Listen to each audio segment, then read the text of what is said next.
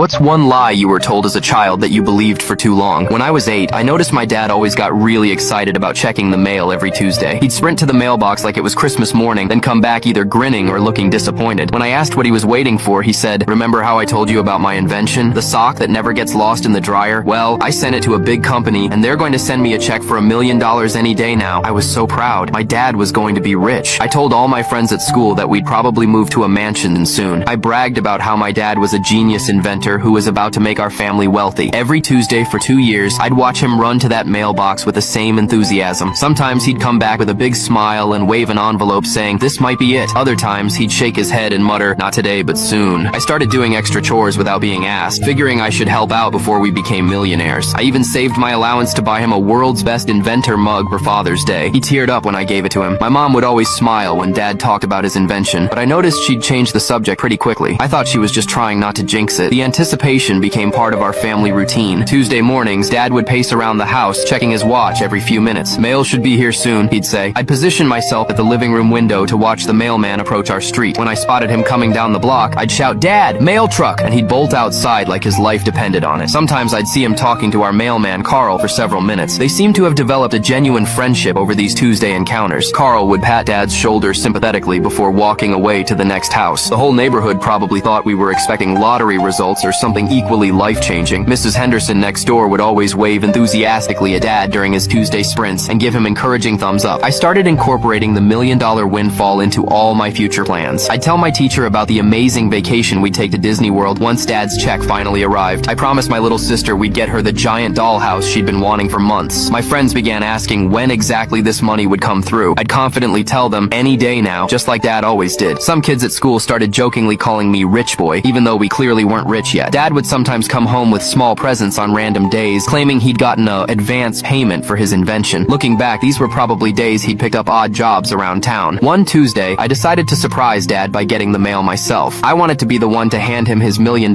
check when it finally arrived, but Carl told me there was only bills.